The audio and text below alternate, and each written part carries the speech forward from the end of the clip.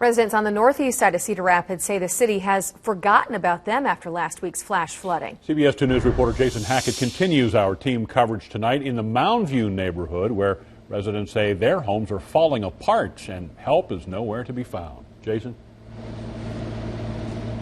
Yeah, Scott and Tiffany, several homes are in pretty bad shape out here. We're actually standing in front of some of those homes right now. You can't even see them because they have no power. Foundations are falling apart. The smell of mold and standing water lingers in the air. Some residents even tell me that they've been victimized by looters. All they want out here is a little bit of aid. A generator churns away at Cheri Kirk's home. That's because she hasn't had power in a week. We're just overwhelmed and just, where do you start, you know? Not to mention the contents of her basement now reside in her backyard. We also lost furnace, water heater, washer and dryer. Neighbor Christa Williams no longer has a basement. My daughter went around with a flashlight and said, "Mom, you don't have foundation left." I said, "You got to be kidding." Lost my husband last year.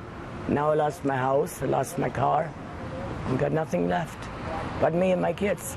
Others are bracing for impact. So there's a legitimate fear that this house is going to fall on top of your house. Yeah, even the engineer said that. They are just a few of the stories on A and B Avenue Northeast, 2 blocks devastated by flash flooding. A surprise to most here, because after major flooding in 1993, they promised us in 93 after the storm sewers were put in, we wouldn't flood again. The city says that's not likely. Certainly someone's not going to tell them that Mother Nature's not going to dump so much water on there that whatever system is there is going to be able to handle everything. Elgin says they will take a look at the facts and the piping system to see what options are available. That will happen in the next 30 to 60 days. Residents say they need help now. Nobody from the city, nobody came down to help. We're just forgotten here.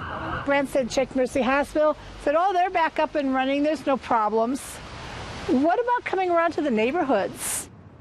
Many of the residents I spoke to say the damage at their home is beyond repair, and they may have to abandon the homes that they've lived in for 30 to 40 years.